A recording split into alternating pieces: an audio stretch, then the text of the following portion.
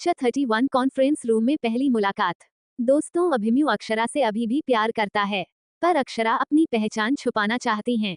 आपको कहानी में आगे पता चलेगा अक्षरा ऐसा क्यों कर रही है। अब तक अक्षरा बिजनेस के सिलसिले में राजपूत इंटरप्राइजेज में मीटिंग के लिए आती है। अब आगे राजपूत इंटरप्राइजेज के कॉन्फ्रेंस रूम में। राजपूत इंटरप्राइजेज के कॉन्फ्रेंस रूम में माहौल एकदम शांत था, मगर हवा में एक अलग तरह का दबाव था। टेबल के सामने बैठी लड़की, जिसने ब्लैक फॉर्मल सूट पहना हुआ था, अपने मास्क के पीछे से कांच की दीवारों को देख रही थी। उसके सामने एएस एंटरप्राइजेस के कुछ जरूरी दस्तावेज रखे थे, मगर उसकी उंगलियां टेबल पर हल्की हल्की थाप दे रही थीं, एक अनकही बेचैनी को दर्शाते हुए। अक्षरा यहाँ पहले से मौजूद थी। यह मीटिंग उसके लिए किसी आम बिजनेस डील से ज्यादा थी। वह जानती थी कि कुछ ही पलों में एक ऐसा इंसान उस दरवाजे से अंदर आने वाला था, जिसे वह बहुत अच्छे से जानती थी, मगर वो उसे नहीं पहचान पाएगा। दरवाजा खुला और अभिमन्यु राजपूत अंदर आया। उसका कद लंबा, चाल आत्मविश्वास से भरी हुई और आंखों में वही तेजी जिससे पूरी इंडस्ट्री परिचित थी। जैसे ही उसने अंदर कदम रखा, कमरे का माहौल और भी गंभीर हो गया। अभिमन्यु की नजरें सीधा एएस एंटरप्राइजेस के ओनर पर पड़ी। मास्क ने उनके चेहरे को छुपा रखा था, मगर उनकी आंखें। कुछ पल के लिए अभिमन्यु को ऐसा महसूस हुआ जैसे वह इन आंखों को पहले भी देख चुका है। दिल एक पल के लिए रुक सा गया। उसे समझ नहीं आ रहा था कि यह एहसास क्यों आ रहा है, मगर वो खुद को संभालते हुए आगे बढ़ा। उसके असिस्टेंट शिव ने धीरे से कहा, सर, एएस एंटरप्राइजेस के ओनर आपके सामने हैं। अभिमन्यु ने हल्की स्माइल के साथ कहा, welcome to Rajput enterprises. I hope we are going to have a productive discussion today. Akshara ने बिना हिले डुले हल्की सी गर्दन हिलाई। उसकी आवाज एकदम स्थिर थी, definitely mister Rajput. As enterprises किसी भी डील को हल्के में नहीं लेता। अभिमन्यु अपनी सीट पर बैठते हुए हल्का सा मुस्कुराया। उसे इस अनोखी मिस्ट्री पसंद में कुछ अलग महसूस हो रहा था। इंटरेस्टिंग, उसने धीमी आवाज में कहा, आपकी कंपनी बहुत तेजी से आगे बढ़ रही है, और मैं देख सकता हूँ कि उसकी वजह क्या है। अक्षरा ने बिना किसी बदलाव के जवाब दिया, और राजपूत इंटरप्राइजेस का नंबर 1 रहना भी कोई संयोग नहीं है, मिस्टर राजपूत।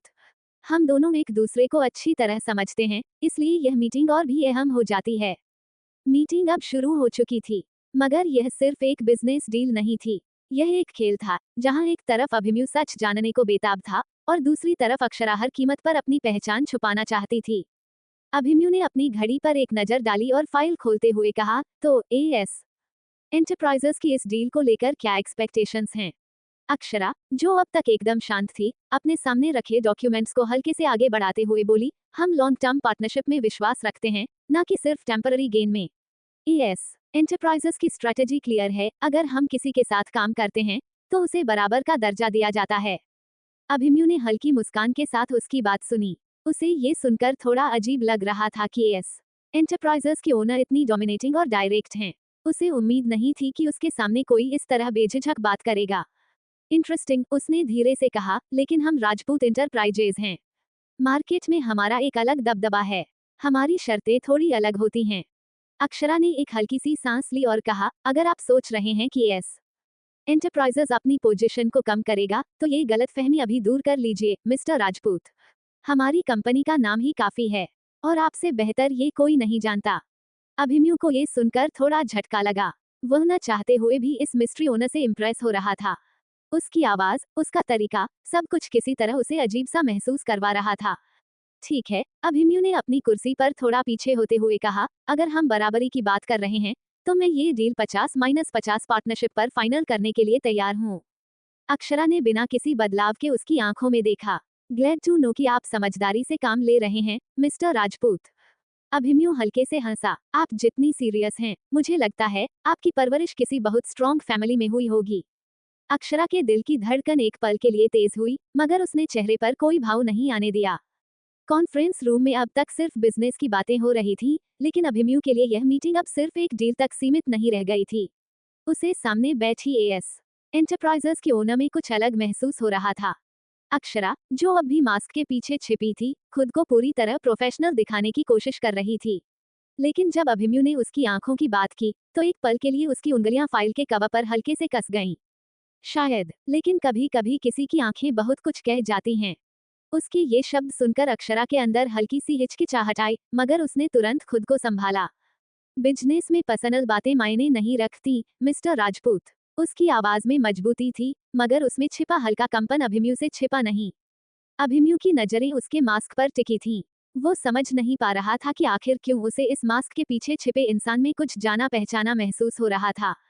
शिव ने मीटिंग के बाकी पॉइंट्स को आगे बढ़ाते हुए कहा, अगर दोनों पार्टी सहमत हैं, तो हमें लीगल प्रोसेस शुरू कर देना चाहिए। अभिमन्यु ने सिर हिलाया, लेकिन उसकी नजरें अब भी उस मास्क पर थीं। शायद ये हमारी पहली और आखिरी मीटिंग नहीं है, उसने हल्की मुस्कान के साथ कहा, मगर उसकी आंखों में जिज्ञासा थी। अक्षरा ने खुद को काबू में रखते हुए जवाब दिया, हो सकता है मिस्टर राजपूत, लेकिन मैं चीजों को सिर्फ बिजनेस तक ही सीमित रखना पसंद करती हूँ। उसके शब्दों में दृढ़ता थी, लेकिन उसकी हल्की हिचकिचाहट ने अभिमन्यु के मन में एक सवाल छोड़ दिया, क्या वह इस मास्क के पीछे की सच्चाई जान पाएगा? अब आगे क्या होगा इस कहानी में जानने के लिए बने रहिए रीबर्थ ऑफ हार्टलेस गर्ल के साथ। दोस्तों, कहानी को रेटिंग देना बिल्कुल ना भूले और स्टोरी को ज्यादा से ज्यादा लाइक और शेयर करें। और स्टोरी पसंद आए तो लाइक शेयर और कमेंट जरूर करें। दोस्तों, आप लोग कमेंट नहीं करते, अगर आप अपनी राय देते रहेंगे तो मुझे भी लिखने में मोटिवेशन मिलता रहेगा। आज के लिए बस इतना ही, तब तक के लिए राधे राधे। क्या वो सच में अक्षरा थी? मीटिंग अपने आखिरी मोड़ पर आ चुकी थी। डॉक्यूमेंट्स की एक्सचेंजिंग, टर्म्स एंड कंडीशंस की आखिरी चर्चा पूरी हो चुकी थी, लेकिन अभिमन्यु का ध्यान अभी भी पूरी तरह उस मास्क पहनी लड़की पर था। अक्षरा ने अपनी घड़ी की ओर देखा और फिर खड़े होते हुए कहा, तो मुझे लगता है कि मीटिंग अब यहीं खत्म होती है। आगे का लीगल प्रोसेस हमारी लीगल टीम देख लेगी। अभिमन्यु ने भी अपनी कुर्सी से उठते हुए जवाब दिया, बेशक, लेकिन मैं उम्मीद करता हूँ कि अगली बार ये मीटिंग सिर्फ बिजनेस तक सीमित न रहे। अक्षरा ने हल्का सिर झुका दिया, आप जो भी उम्मीद करें मिस्टर राजपूत, लेकिन एस एंटरप्राइजेस सिर्फ अपने नियमों पर चलता है। उसकी आवाज स्थिर थी, पर कहीं ना कहीं एक हल्की झिझक थी, जिसे अभिमन्यु ने फिर से नोटिस कर लिया। शिव और वेद पहले ही दरवाजा खोल चुके थे। अक्षरा बिना कोई और शब्द कहे कॉन्फ्रेंस रूम से बाहर निकल गई। अभिमन्यु वहीं खड़ा उसे जाते हुए देखता रहा। उसका मन अब भी बेचैन था। शिव ने अभिमन्यु की ओर देखा, सर, डील सक्सेसफुल रही, लेकिन आपको क्या लग रहा है? अभिमन्यु ने बिना जवाब दिए बस एक बार फिर उस दरवाजे की ओर देखा, जिससे अभी अभी वो मास्क पहनी लड़की निकली थी। इस मास्क के पीछे कौन है, ये जानना जरूरी हो गया है, उसने खुद से कहा और अपनी मुट्ठी हल्के से भींच ली। अक्षरा अब राजपूत इंटरप्राइजेज से बाहर निकल चुकी थी, लेकिन उसके कदमों की हल्की लड़खड़ाहट और दिल की धड़कनों की तेजी बता रही थी कि इस मीटिंग का असर सिर्फ अभिमन्यु पर ही नहीं हुआ था, बल्कि अक्षरा पर भी हुआ था। राजपूत इंटरप्राइजेज की बिल्डिंग से बाहर निकलते ही अक्षरा ने गहरी सांस ली। अंदर वो जितनी शांत दिखने की कोशिश कर रही थी, हकीकत में उतनी ही बेचैन थी। क्या उसने पहचान लिया? ये सवाल उसके मन में बार बार गूंज रहा था। वेद पहले से कार के पास खड़ा था। उसने कार का दरवाजा खोला और बिना कुछ पूछे अंदर बैठने का इशारा किया। अक्षरा चुपचाप कार में बैठ गई। जैसे ही कार आगे बढ़ी, वेद ने शीशे में उसकी तरफ देखा, क्या आप ठीक हैं? अक्षरा ने एक गहरी सांस लेते हुए कहा, हाँ, मैं ठीक हूँ। क्या आपको लगता है कि उसने आपको पहचान लिया? वेद ने वही सवाल कर दिया जो अक्षरा के दिमाग में था। मुझे नहीं पता, लेकिन उसकी आंखें। अक्षरा थोड़ा रुकी, वो जैसे मेरे चेहरे से ज्यादा मेरी आंखों को पढ़ने की कोशिश कर रहा था। दूसरी तरफ अभिमन्यु अब भी खिड़की से बाहर जाती काली कार को देख रहा था। उसके दिल की धड़कनें तेज थीं, पर वजह समझ नहीं आ रही थी। वो लड़की, उसकी आंखें, उसकी आवाज, सब अक्षरा जैसी थी, फिर भी कुछ अलग था। वो धीरे से बुदबुदाया, क्या वो सच में अक्षरा थी? अभिमन्यु अब भी खिड़की से बाहर देख रहा था, जहां कुछ देर पहले ही एस एंटरप्राइजेस के ओनर की कार गायब हुई थी। उसकी आंखें, उसकी आवाज, सब कुछ अक्षरा जैसा था, लेकिन फिर भी कुछ अलग। वो धीरे से बुदबुदाया, क्या ये सच में अक्षरा थी? शिव ने उसकी आवाज सुनी और पूछा, सर, आपको कुछ अजीब लगा क्या? अभिमन्यु ने सिर झटक दिया, कुछ नहीं, बस ऐसा लगा जैसे उसे कहीं देखा है। शिव ने हल्की हंसी के साथ कहा, सर, एएस एंटरप्राइजेस के ओनर के बारे में कोई भी ज्यादा नहीं जानता। वो हमेशा खुद को छुपाकर रखती हैं। अभिमन्यु अब भी सोच में था। अक्षरा अभी भी विदेश में थी, या शायद वो यही सोचता था। शिव ने उसकी बात सुनी और चौंक कर पूछा, सर, आप किसकी बात कर रहे हैं? अभिमन्यु ने कोई जवाब नहीं दिया। वो अब भी उसी एहसास में डूबा हुआ था। उसे याद था, अक्षरा की आंखों में हमेशा एक अलग सी चमक होती थी, पर इस लड़की की आंखों में दर्द था, एक गहराई थी, जिसे वो समझ नहीं पा रहा था। अगर वो अक्षरा होती, तो खुद को छुपाती क्यों? तारांकन, उसने खुद से सवाल किया। तारांकन। शिव ने दोबारा पूछा, सर, क्या मैं एएस एंटरप्राइजेस के ओनर के बारे में और जानकारी निकालूं? अभिमन्यु ने एक लंबी सांस ली और कहा, नहीं, अभी नहीं। लेकिन उस लड़की पर नजर रखो, मुझे उसके बारे में सब कुछ जानना है। शिव ने सिर हिलाया, ओके सर। अभिमन्यु अब भी उलझन में था। उसकी आंखों ने सच देखा था या फिर ये सिर्फ उसका दिल था जो अब भी अक्षरा को महसूस करना चाहता था। अब आगे क्या होगा इस कहानी में जानने के लिए बने रहिए रीबर्थ ऑफ हार्टलेस गर्ल के साथ। दोस्तों, कहानी को रेटिंग देना बिल्कुल ना भूले और स्टोरी को ज्यादा से ज्यादा लाइक और शेयर करें। और स्टोरी पसंद आए तो लाइक, शेयर और कमेंट जरूर करें। दोस्तों, आप लोग कमेंट नहीं करते, अगर आप अपनी राय देते रहेंगे तो मुझे भी लिखने में मोटिवेशन मिलता रहेगा। आज के लिए बस इतना ही, तब तक के लिए राधे राधे। 33 आखिरी चैप्टर। दोस्तों, कम रीडर्स की वजह से मेरी नोवेल अब आगे कंटिन्यू नहीं हो पा रही, तो मैंने रैबिट ऑफ हार्टलेस गर्ल 2 से सीजन 2 शुरू किया है। जरूर देखें। https skeptical smiley face pocketnovel.onalink.me/ciso/dubicums। अब तक अक्षरा अपनी डील फाइनल कर राजपुर। 5 साल बाद अक्षरा की गाड़ी एक नए पते पर आकर रुकी, अक्षरा विला। ये वही घर था जिसे अगस्त्य ने इन सालों में अपना नया ठिकाना बनाया था। जैसे ही कार रुकी, ड्राइवर तुरंत बाहर निकला और गेट खोला, लेकिन अक्षरा अभी भी कार में बैठी थी। उसकी नजर उस विशाल बंगले पर थी जो उसके नाम पर था, मगर उसने इसे पहले कभी नहीं देखा था। ये जगह उसके लिए नई थी, लेकिन फिर भी इससे एक अनजाना सा अपनापन महसूस हो रहा था। उसने हल्की सांस ली, अपने इमोशंस को काबू में रखा और कार से बाहर कदम रखा। गेट खुलते ही घर के स्टाफ की नजरें दरवाजे की ओर उठ गईं। कोई पहचानने की कोशिश कर रहा था तो कोई बस हैरान था। आखिर इतने सालों बाद कोई लौटा था जिसका नाम ही इस विला की पहचान था। एक नौकर जल्दी से अंदर भागा और सीधा अगस्त्य के पास पहुंचा, जो अभी अभी ऑफिस के लिए निकलने वाला था। सर, बाहर कोई आया है, अगस्त्य ने फाइल बंद करते हुए सवाल किया। कौन? नौकर थोड़ा हिचकिचाया, फिर बोला, आपकी बहन। अगस्त्य के हाथ वहीं रुक गए। 5 साल से जिसे देखने की उम्मीद तक छोड़ दी थी, वो आज उसके दरवाजे पर खड़ी थी। अगस्त्य के कदम जैसे ही दरवाजे तक पहुंचे, उसकी आंखें उस चेहरे पर टिक गईं, जिसे देखने की उम्मीद वह कब का छोड़ चुका था। 5 साल का इंतजार, 5 साल की दूरी और उन अनगिनत अधूरी बातचीतों के बीच आज उसकी बहन उसके सामने थी। अगस्त्य ने एक पल भी गंवाए बिना तेजी से आगे बढ़कर अक्षरा को कसकर गले लगा लिया।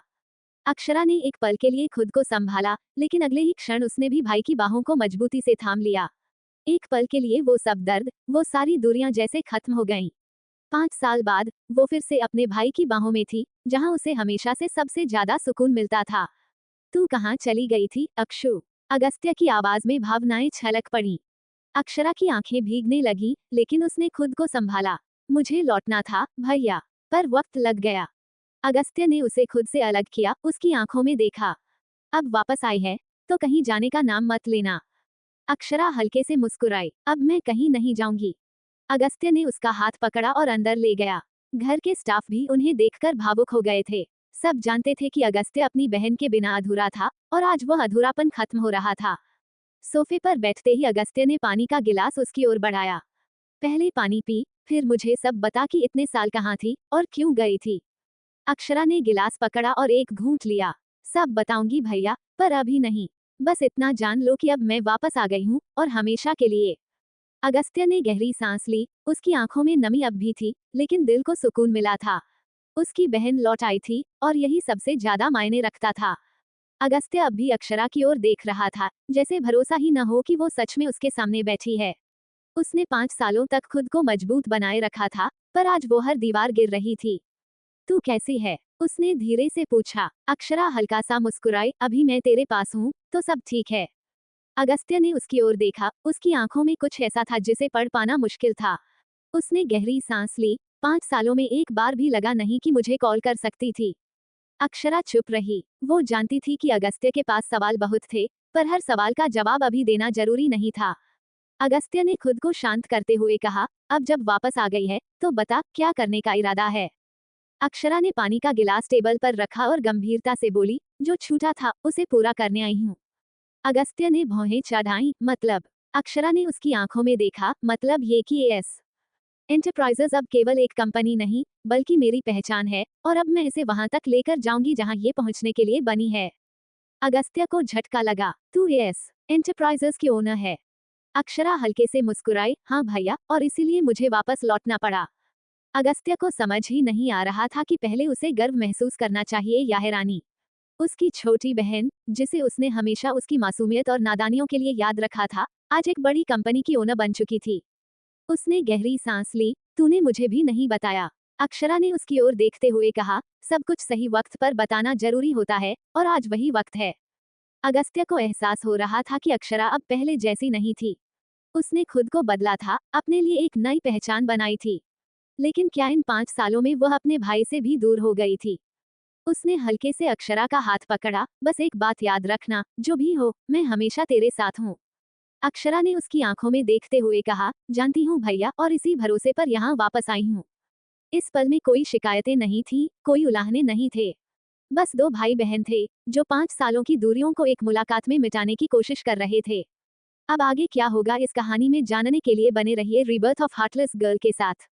दोस्तों, कहानी को रेटिंग देना बिल्कुल ना भूले, और स्टोरी को ज्यादा से ज्यादा लाइक और शेयर करें।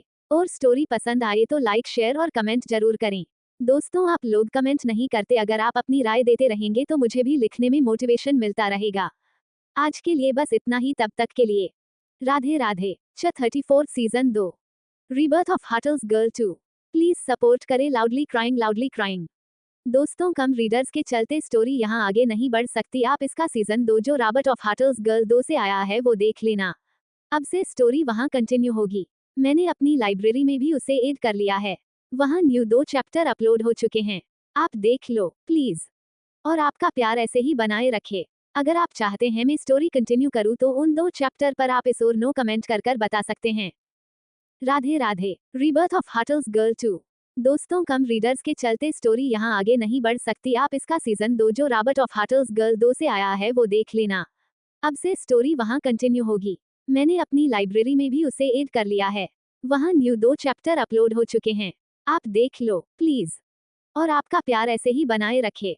अगर आप चाहते हैं मैं स्टोरी कंटिन्यू करूँ तो उन 2 चैप्टर पर आप इस और नो कमेंट कर बता सकते हैं। राधे राधे। 35 न्यू स्टोरी किस्मत की रहे। दोस्तों, न्यू स्टोरी प्यार, मिस्ट्री और रोमांस से भरी। प्लीज दोस्तों, इंडू नॉवल को प्यार दूं, मैं किसी भी नॉवल को बिकमी छोड़ना नहीं चाहती प्लीज। रात का सन्नाटा, घड़ी की सुइयां धीरे धीरे रात के 2:30 बजे की तरफ बढ़ रही थीं। मुंबई के सेंट जोसेफ हॉस्पिटल के एक कमरे में बस एक मशीन की धीमी बीप बीप की आवाज गूंज रही थी। अचानक उस आदमी की उंगलियां हिलीं, उसके शरीर में हल्का कंपन हुआ, और फिर धीरे धीरे उसकी आंखें खुलने लगीं। चारों तरफ एक अजीब सी धुंधली रोशनी फैली हुई थी। सिर में दर्द की एक तेज लहर दौड़ पड़ी। उसने घबराकर नजरें घुमाईं। ये कहाँ हूँ मैं? कमरे की सफेद दीवारें, सामने रखी पानी की बोतल, और एक शीशा जिसमें उसे खुद की झलक दिखी। बिखरे हुए बाल, फीका पड़ा चेहरा, आंखों के नीचे गहरे काले घेरे। उसे कुछ भी याद नहीं आ रहा था। और तभी उसके कानों में किसी लड़की की चीख गूंज उठी। खून। एक चेहरे की धुंधली परछाई, कोई गिर रहा था, पानी में डूबता हुआ शरीर। उसने झटके से अपनी आंखें बंद कर लीं, लेकिन वो आवाजें रुक नहीं रही थीं। तुम वापस आ गई। उसका दिल तेजी से धड़कने लगा, सांसें अनियंत्रित हो गईं। उसने अपने हाथ की ओर देखा, एक पुरानी अंगूठी उसकी उंगली में थी। अजीब बात यह थी कि उसे याद भी नहीं था कि उसने ये कब पहनी थी। दरवाजा अचानक खुला। ओह मिस्टर मल्होत्रा, फाइनली आप होश में आ गए। डॉक्टर अंदर आया, चेहरे पर एक पेशेवर मुस्कान थी। सिद्धार्थ की आंखें सवालों से भरी थीं। आपको कोमा में 4 साल हो गए थे। 4 साल। कमरे की दीवारें घूमने लगीं। उसका सिर दर्द से फटने लगा। उसे कुछ भी याद नहीं आ रहा था, बस एक चेहरा, एक धुंधली परछाई, एक चीख। ये लड़की कौन थी? Saint Joseph hospital, Mumbai. रात 3 बजे। कमरे में हल्की रोशनी जल रही थी। मेडिकल मॉनिटर्स की बीप बीप की आवाज माहौल की खामोशी को और गहरा कर रही थी। खिड़की से आती हल्की ठंडी हवा सफेद पर्दों को हौले हौले हिला रही थी। बेड पर लेटा एक आदमी, आधी खुली आंखें, चेहरे पर गहरी थकान और अनजाना सा भय। सिद्धार्थ मल्होत्रा की सांसें हल्की हल्की तेज चल रही थीं। वह धीरे धीरे होश में आ रहा था। उसका सिर भारी था, जैसे किसी ने उसमें हजारों आवाजें भर दी हों। उसकी उंगलियों में हल्की हरकत हुई। मेटल की ठंडी स्पर्श ने उसके दिमाग को थोड़ा और सतर्क कर दिया। उसने अपनी आंखें पूरी खोलने की कोशिश की और अपनी उंगलियों को देखा। एक पुरानी चांदी की अंगूठी। उसकी नजर उस पर अटक गई। हल्की स्क्रैचेस, किनारों पर कुछ उभरी हुई नक्काशी। ये किसकी है? उसने खुद से पूछा, लेकिन जवाब नहीं आया। उसे कुछ भी याद नहीं था। अचानक दरवाजा जोर से खुला। भैया, एक लड़की अंदर आई, हड़बड़ाई हुई, डरी हुई, और जैसे ही उसकी नजर सिद्धार्थ पर पड़ी, उसकी आंखों से आंसू छलक पड़े। आपको होश आ गया। उसके चेहरे पर एक अजीब सा संयोजन था, खुशी, डर, राहत और दर्द। वो किसी बच्चे की तरह भागकर आई और बिना कुछ सोचे समझे सिद्धार्थ के गले लग गई। सिद्धार्थ के शरीर में एक झटका सा लगा। उसके नथुने किसी जानी पहचानी खुशबू से भर गए, लवेंडर और वनीला। उसने हल्के से हाथ ऊपर उठाए, लेकिन फिर रोक लिए। ये लड़की कौन थी? उसने धीरे से अपने हाथ उसके कंधों पर रखे और हल्के से खुद को अलग किया। अब उसने उसे पहली बार ध्यान से देखा। लंबे भूरे बाल, बड़ी गहरी भूरी आंखें, सफेद टॉप और नीली जीन्स। तुम कौन हो? लड़की की हंसी अचानक गायब हो गई। उसकी आंखों में जैसे सैकड़ों सवाल दौड़ गए। भैया, आप मजाक कर रहे हो ना? सिद्धार्थ ने धीरे से सिर हिला दिया। मुझे माफ करना, लेकिन मुझे कुछ भी याद नहीं। अब लड़की का चेहरा पूरी तरह फ्रीज हो गया। भैया, मैं अनाया हूँ, आपकी बहन। कमरे की ठंडक बढ़ गई। सिद्धार्थ के माथे पर हल्की शिकन उभर आई। बहन। उसने फिर से उसे देखा। उसकी आंखों में सच्चाई दिख रही थी, लेकिन सिद्धार्थ का मन मानने को तैयार नहीं था। मुझे सच में कुछ याद नहीं आ रहा, उसने फुसफुसाकर कहा। अनाया की आंखें भर आईं। कुछ नहीं, एक भी चीज नहीं। उसकी आवाज कांप रही थी। सिद्धार्थ ने सिर हिलाया। तो मैं आपको याद दिलाऊंगी, भैया। उसने जल्दी से कहा, जैसे उसे डर था कि अगर उसने देर की, तो वह हमेशा के लिए खो जाएगा। तभी दरवाजे पर एक और परछाई उभरी। एक लंबा, गंभीर चेहरा, काली शर्ट, डेनिम जैकेट, हल्के दाढ़ी के निशान, आंखों में अनकहा दर्द। कैसा महसूस कर रहे हो, बड़े भैया? सिद्धार्थ ने उसकी तरफ देखा। कोई पहचान नहीं। मैं तुम्हें भी नहीं जानता। उस आदमी ने कुछ पल चुप रहकर हल्की मुस्कान दी। कोई बात नहीं, भैया। मैं ऋतिक हूँ, आपका छोटा भाई। सिद्धार्थ ने सिर घुमाया। छोटा भाई? हाँ, ऋतिक ने सिर हिलाया, और हमेशा आपका सबसे बड़ा फैन भी रहा हूँ। उसका लहजा हल्का था, लेकिन आंखों में गहरी तकलीफ छुपी थी। सिद्धार्थ ने अपने ही भाई और बहन को नहीं पहचाना था। मुझे कुछ भी याद नहीं आ रहा। ऋतिक ने गहरी सांस ली और मुस्कुराने की कोशिश की। कोई बात नहीं, भैया। धीरे धीरे सब याद आ जाएगा। लेकिन सिद्धार्थ का मन बेचैन था। अगर उसे इन दोनों की याद नहीं थी, तो फिर वो खून से सना चेहरा क्यों दिख रहा था? वो लड़की कौन थी, जिसकी चीखें अब भी उसके कानों में गूंज रही थीं? तुम वापस आ गई। उसने अपनी आंखें कसकर बंद कर लीं। लेकिन वह आवाज अब और तेज हो रही थी। अब आगे क्या होगा जानने के लिए बने रहिए मेरी स्टोरी किस्मत की राहें के साथ। स्टोरी पसंद आए तो लाइक, शेयर और कमेंट। राधे राधे।